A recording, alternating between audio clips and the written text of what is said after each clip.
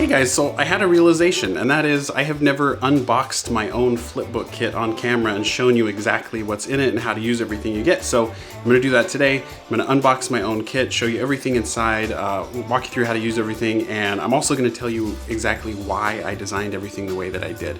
So let's get into it and we'll open up my kit.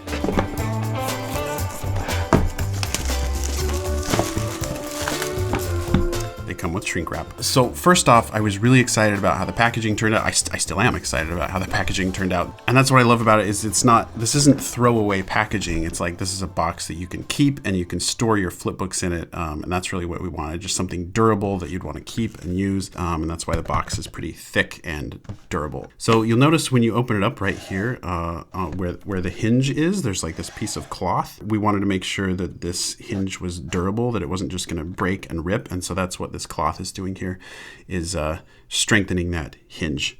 So you get a manual that walks you through how to use everything, shows you some basic animation principles. Of course, you get a pencil. This is the light pad is inside this box here. I'll come back to that. And then underneath that, so you've got a printed copy of my Grumpy Cloud flipbook, an eraser. Every little component and detail of this was really fun to design and put together, and just, you know, designing the graphic just for the eraser was fun, and like the little teeny like flipbook graphic on the pencil. I just love all the little details and stuff. You get a USB cord to power the light pad. It's a USB cord with a cloth finish on it, so it has just kind of a nice feel to it. And then you've got the binding screws. There are two sizes here. There's the regular size and then the extra long size, depending on what size flipbook you want to make. And then the paper. The paper comes in these packs here. Of course, it has the pre-drilled holes there. All right, let me take a minute and talk about the paper.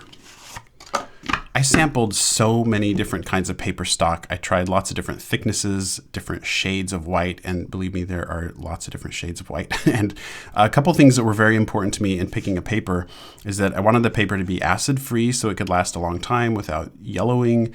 The paper's pulp quality also needed to be really good for tracing. I tried some paper stocks where it looked okay until you put it on a light, and then it was like kind of ugly, and the pulp wasn't very fine, and the tracing just wasn't ideal. So of all the paper that was available for me to choose from, this stock was definitely my favorite, and I love using it myself, and it's what I use in my videos. All right, now I want to talk about the light pad. So this is the light pad. So this is a standard USB cord. It can plug into a computer or a phone charger or, you know, wall adapter. We just recommend that it's rated at 1 amp of power or higher. It's got 2 brightness settings. There's like medium and high brightness, depending on, you know, what you're comfortable with or how many pages you're working with. And probably my favorite thing about the design for this is that when you turn it on, not only does the screen light up, but the 2 pegs on the side are illuminated as well. And I love that detail that when you turn it on, the 2 pegs on the side light up, and I just think it looks so cool. And then they're super easy to see, super easy to line up your paper. So yeah, it's the details. Now, some people have wondered why is the light pad bigger than the paper? Like, why doesn't it just fit the paper exactly? Why is this light area right here bigger than the paper? Well, and I did that because I wanted the flexibility because a lot of times when you're tracing, there are some times when you're tracing that you don't keep the paper on the pegs. That's really nice most of the time. But there are some times when you're tracing or just referring to your previous drawing that you want to offset your pages. And in that case, it's really nice to have a bigger area of light where you can offset those pages for your tracing. So that's why this is bigger than this. All right, and there's one other little detail about how this is designed and where the holes are on the paper that I want to show you guys, because I don't know, I just like little details. I've had a couple people question before, why didn't you put these pegs more like over here so that the paper is centered? Why are they like way off to the side like this? And the reason for that is because then it allows the paper to just hang over the edge a little bit. And that just makes it so much easier to get your paper, to lift your paper off when you need to pull your paper off, because then you have this little overhang and you just can, it's just such an easy spot to just lift your paper up and grab it, rather than if it was over here and you're kind of doing this thing. So that is why the two little pegs are over there and why the paper overhangs just a little bit. Okay, now I want to talk a little bit about the binding screws. So you get two different sizes of posts, and these will accommodate a variety of sizes. So the ideal way to bind your flipbooks is to make sure that your stack of paper, first of all, is thicker than the binding post. That way, when you screw it together, you can get the paper to bind nice and tight, so that then when you're flipping it, it's super solid and smooth, right? So then you've got this super smooth end. It's just nice and tight. It just makes it a lot better. If you want to use less paper, that's fine, but it's going to be better this way. The other thing that the screws do is they give you flexibility to have a variety of sizes, right? So you can use more paper as long as your screw can get in there and grip it, then that's just fine. So each different size of stud will give you a variety of thicknesses to work with.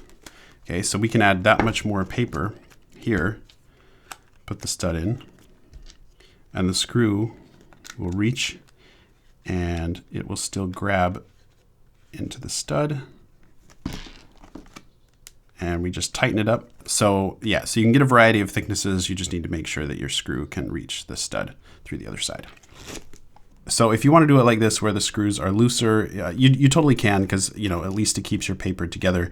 But if you do end up making a flip book that's only this thick, but you want it to be bound tighter, you can always just add some additional blank pages at the end to fill out that space, and then you can get the binding to be tighter. There's one last thing I want to show you guys, because I just love little details in product design. So this box, this is called a tuck box that holds the paper. And you'll notice that the way the top folds in is different than the way the bottom folds in. And that's because in the first ones that we made, it was the same on the top and bottom. It was this same flap on the top and then the same flap on the bottom. But what would happen is you would take all the cards out, and then when you went to put the cards back in, they would always, the last few cards would always snag, because you have this flap, right, that would be in the bottom, and they would always snag on that little edge of the paper sticking up, and it was hard to get like all the last few pages back in. So we changed the design of the bottom of the box, and now it has this little unique fold thing, and so there's no more side, there's no little flap sticking up on the side, and so now the paper goes in and out nice and smooth. But I don't know, I just love little details like that. So that is my flipbook kit. And then of course there's my 8X paper pack. So once you have the kit, then later when you just need more paper and binding screws, this is more paper and more binding screws. Same quality as what's inside the kit, fits the light pad exactly the same way. And the reason it's called the 8X paper pack is because it's designed to make up to 8 regular size flipbooks. And we recently added a few more things to my shop. You can now get all of these printed flipbooks as well. And I'm really happy with how the printing and the binding turned out on all of these.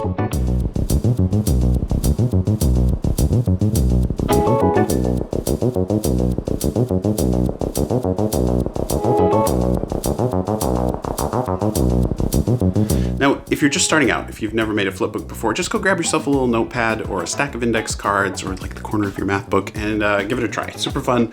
And then once you're ready to level things up, head over to my shop and pick yourself up a kit. Also, there have been a lot of you who've been waiting for international shipping, and I'm happy to say that we are finally shipping internationally. We can basically ship anywhere in the world. So andymation.shop, I'll put links down below. You can go check it out. Stay creative, and I'll see you guys in the next one.